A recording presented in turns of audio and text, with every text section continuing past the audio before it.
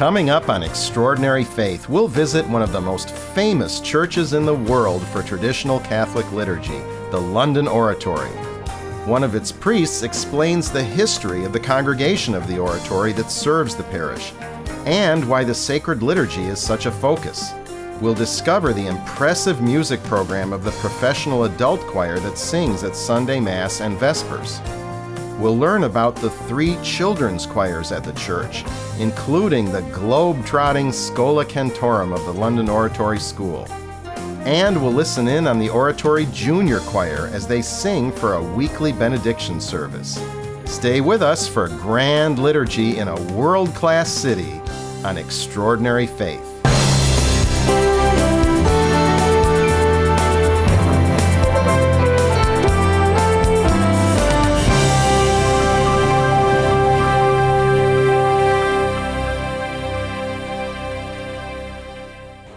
Hello, I'm Alex Began, welcoming you to Extraordinary Faith, a program that showcases exciting developments in the growing world of Catholic tradition.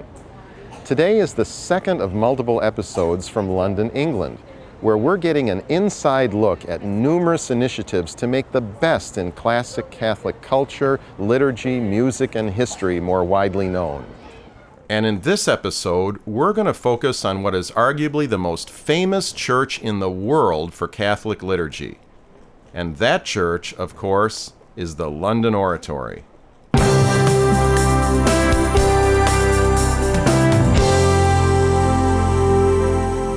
Father Ronald Creighton Job is a priest of the Oratory. Please explain to our viewers what an oratory is. It's a very good question, because it's a rather hybrid animal in some ways, and rather unique, because St. Philip, who was our founder, and his lifespan the whole of the 16th century, was a Florentine, and at the age of 16 he left Florence and found his way to Rome, which was in a terrible spiritual state after the sack of Rome, and the church was at a low ebb because of the Reformation too, and began to preach. And this was very, very strange for a layman to be preaching in the streets of Rome. And to prepare himself, he spent years every night in the catacombs praying, almost like a hermit. And he had such success in drawing people to God, particularly to the daily word of God, which is so much at the heart of the oratory's understanding, that he was told that he really ought to be a priest.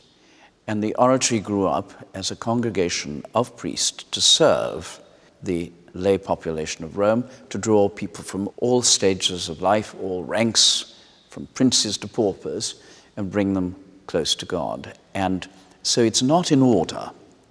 It's a group of secular priests living in community without vows for life. Some people say we're neither fish nor fowl.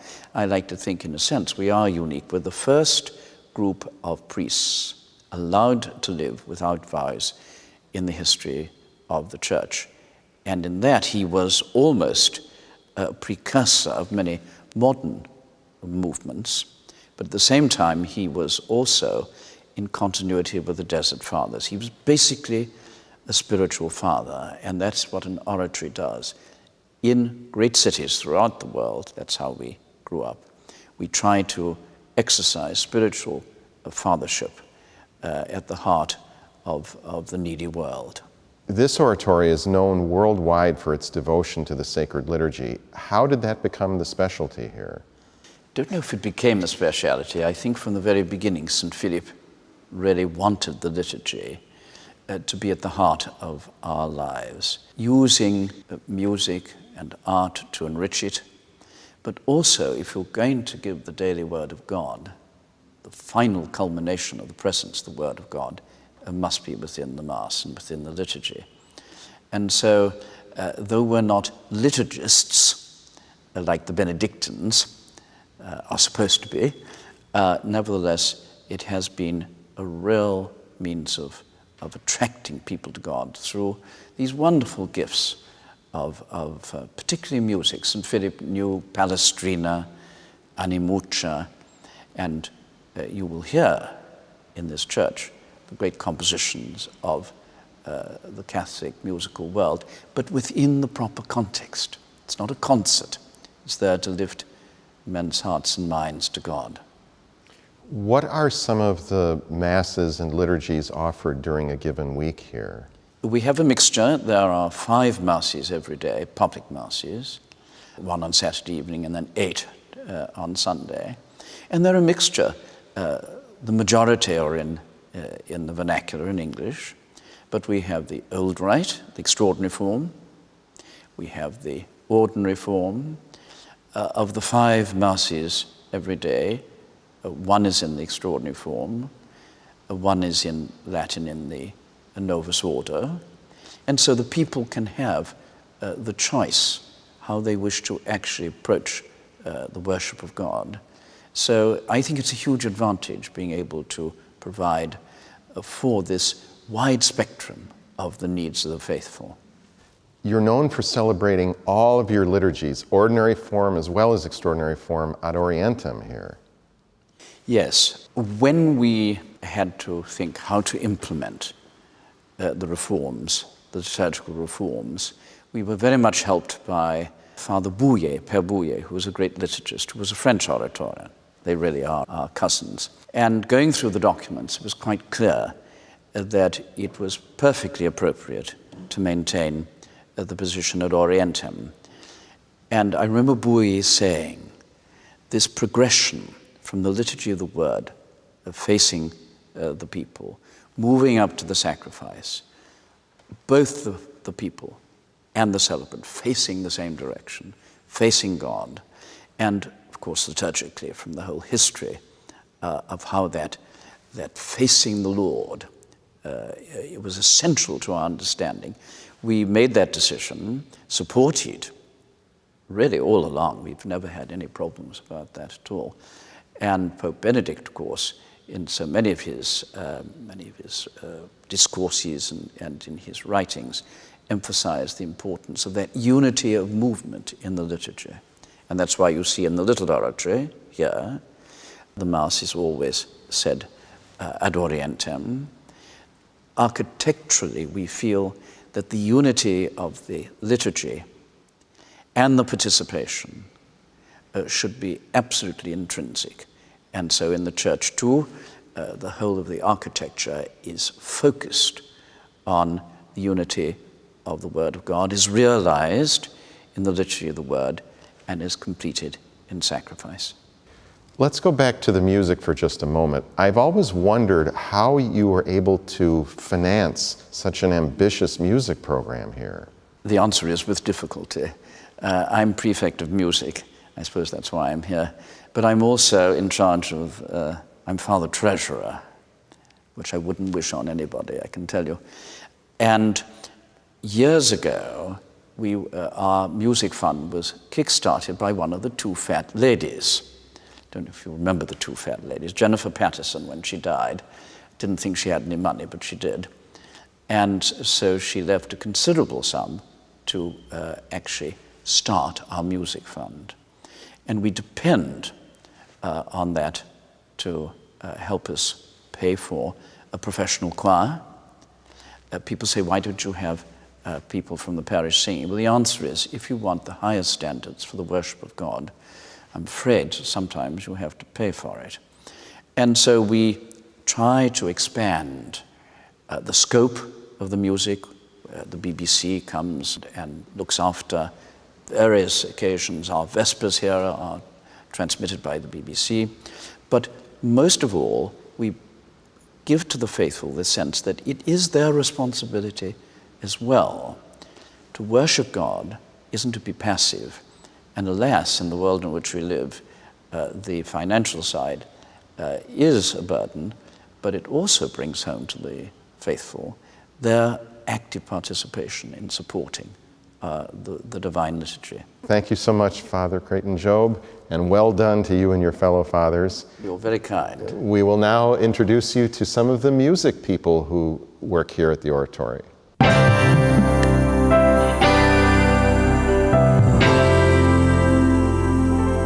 Several choirs sing at the London Oratory. Patrick Russell is the Oratory's Director of Music and leads the main professional adult choir.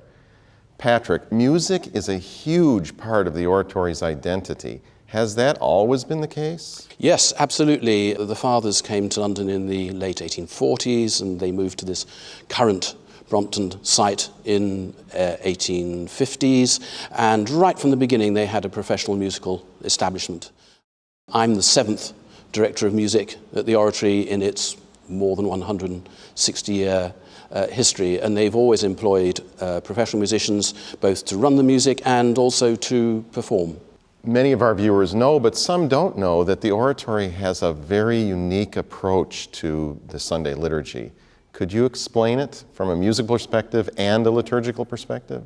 The approach on Sunday swings really between the celebration of the Mass in the morning, which of course is a spectacle, it's deep ritual. The Mass is sung to the Novus Ordo, but in a manner that I think one would recognize as being objective, leisurely, rather majestic in its rhythm and its process. It's not a subjective performance of the Mass at all. The priests are facing away from the people at the high altar. The music is based on the use of the Gregorian propers and the main repertoire of Latin Mass settings and motet settings from various classical eras. Then in the afternoon, when we come to Vespers, which for various reasons we perform in the old rite.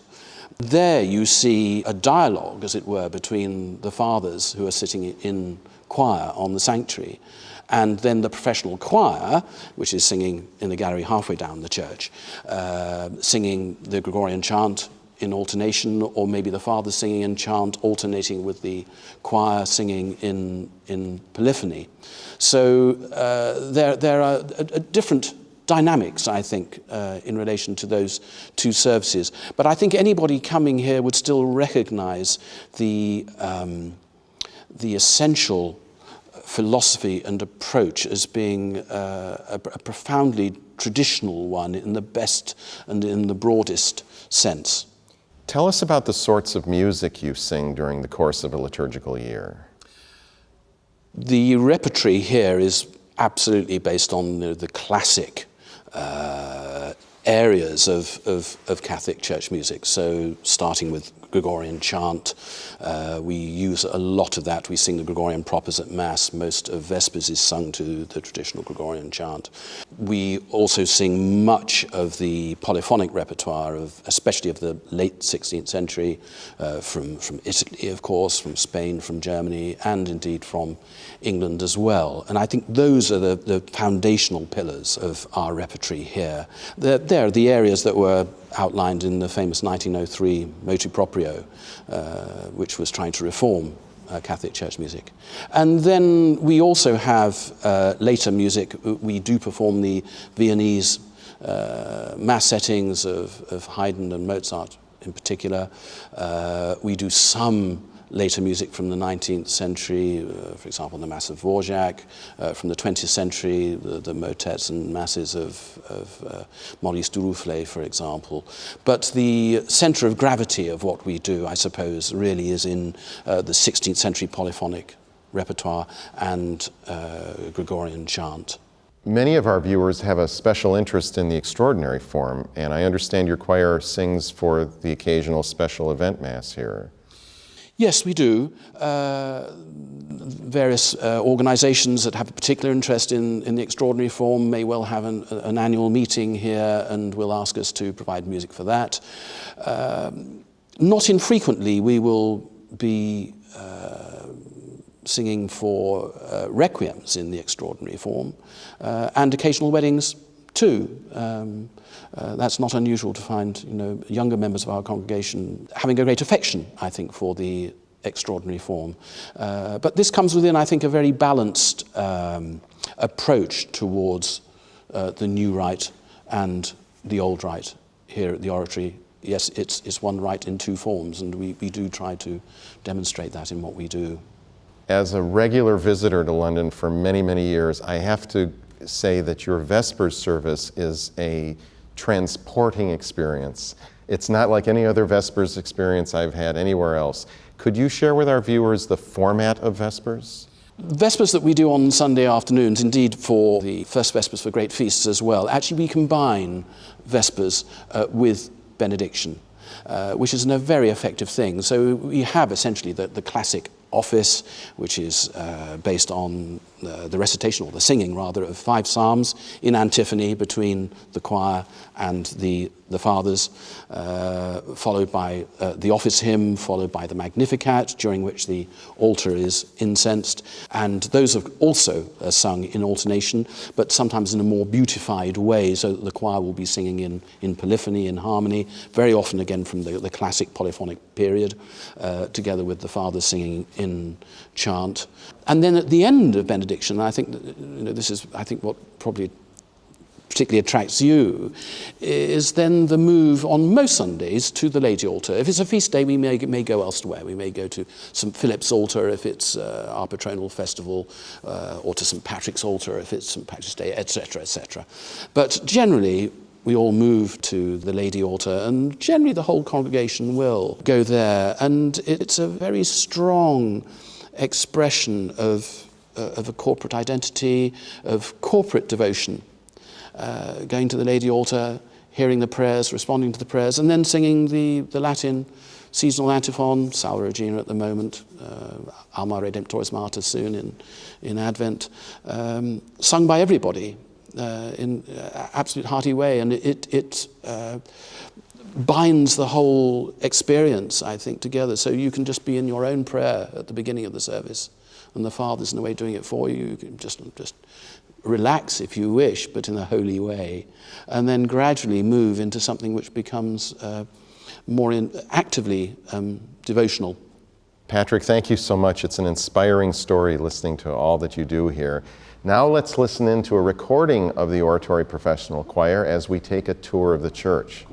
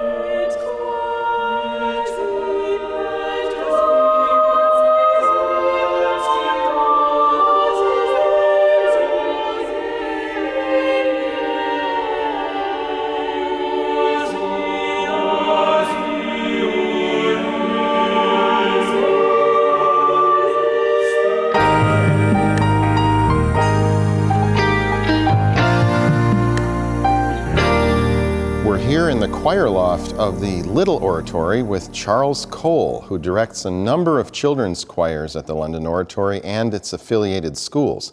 Charles, tell us how you became interested in church music and how you ended up at the Oratory.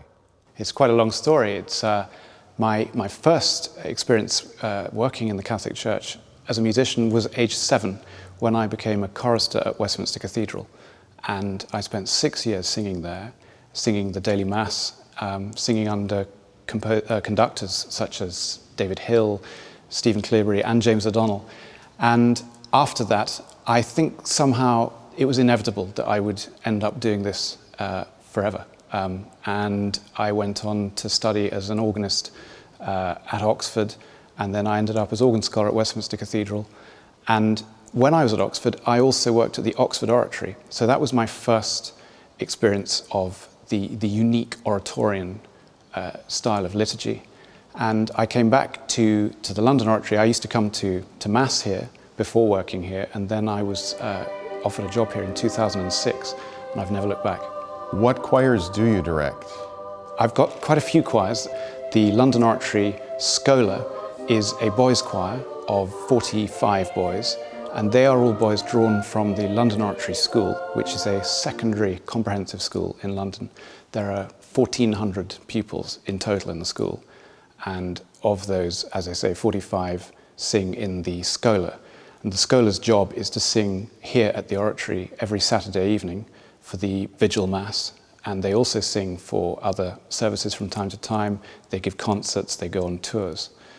Then my other two choirs, one is St. Philip's Schola Cantorum, and that is the choir for a small prep school, a fee-paying private school for boys aged 7 to 13. And then some of those boys also sing in my third choir, which is the London Oratory Junior Choir, which is not connected to any particular school, and it draws boys and girls aged 8 to 16 from all over London.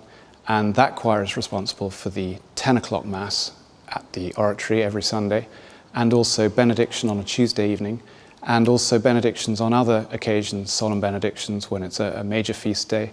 And also they take a role in some of the major ceremonies that take place throughout the liturgical year here, including the Blessed Sacrament procession, and also the Palm Sunday procession, and possibly the highlight of the year for us, the carol service, where we join forces with the senior choir, directed by Patrick Russell.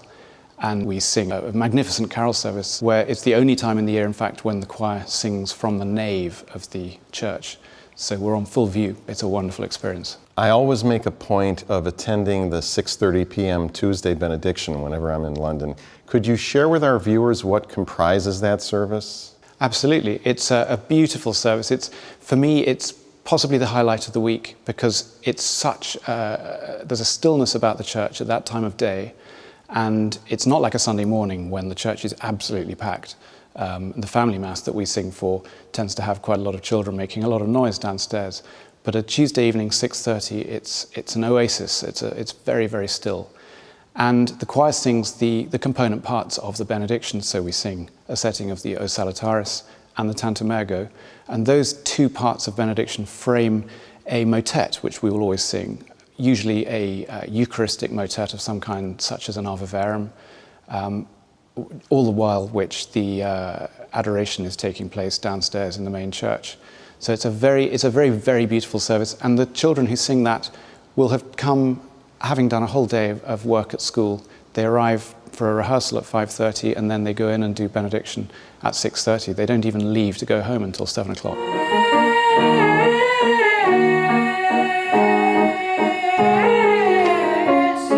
Good. You mustn't let that note sound sort of onerous to you, that long note. Yeah? How do you get these children to, first of all, become interested in music, and then secondly, to become so proficient at it? We advertise positions in the choir, and at the moment I'm in the middle of a huge run of auditions, so there's no shortage of children who want to take part in the liturgies and to sing. And they're incredibly dedicated. They come, they're quite happy to stand through an hour and a half rehearsal with me being very, very picky indeed about the way they're singing and trying to raise and maintain standards that we need here. And the point is that it's a choir that has a function, it has a purpose. It's a choir that has to go out and deliver a service of a very high standard every time they come in and sing. They raise their own game. Do they have a fixed repertoire, or do you teach them new things every week?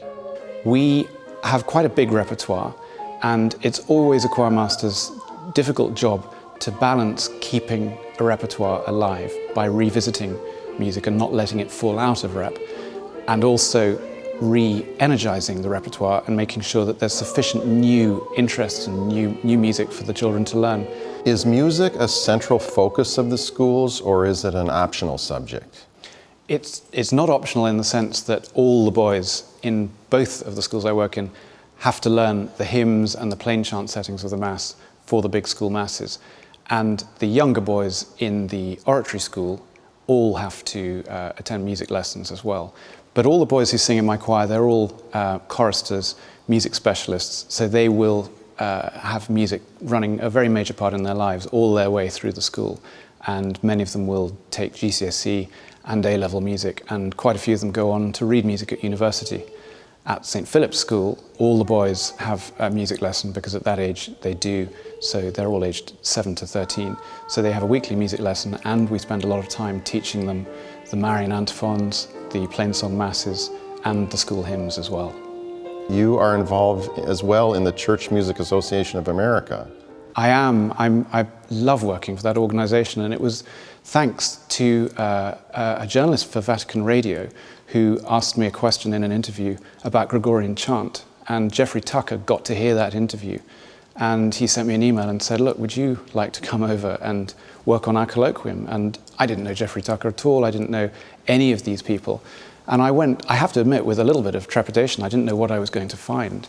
And what I found was just amazing. It was something very enviable. The number of people who come to that colloquium, the number of like-minded people in pursuit of the best possible liturgy, the best possible music, all meeting together and having an amazingly fruitful week with incredible liturgies and also a lot of fun. And it's become a very major part of my life. That was 4 years ago, and I've done a colloquium every year since, and I'm looking forward very much to the next one. Thank you, Charles. Now let's listen in on the Oratory Junior Choir as they sing for a Tuesday evening benediction service.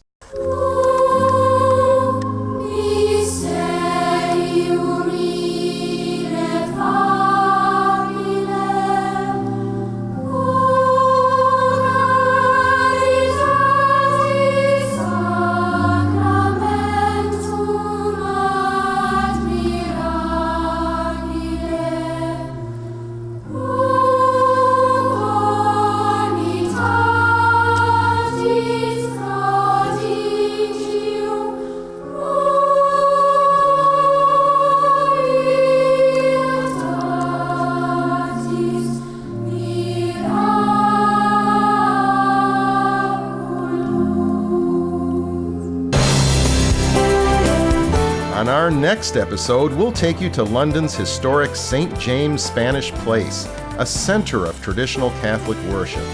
We'll learn about London's thriving sacred music scene from St. James' young music director, and we'll listen in on its renowned professional choir. We'll talk with the chairman of the largest organization in the world dedicated to promoting the extraordinary form. We'll journey to St. George's Cathedral, where a girls' choir has embraced the classical Latin repertoire. And we'll meet the convert priest who heads the Anglican Ordinariate of Our Lady of Walsingham. You can find more information about every place and person we visit on our website, extraordinaryfaith.tv. You can contact us there and also like us on Facebook, where we'll keep you up to date with all of our upcoming journeys and air dates. Thanks for coming with us on our travels through England, and be sure to join us next time as we continue our visits through the world of Catholic tradition, here on Extraordinary Faith.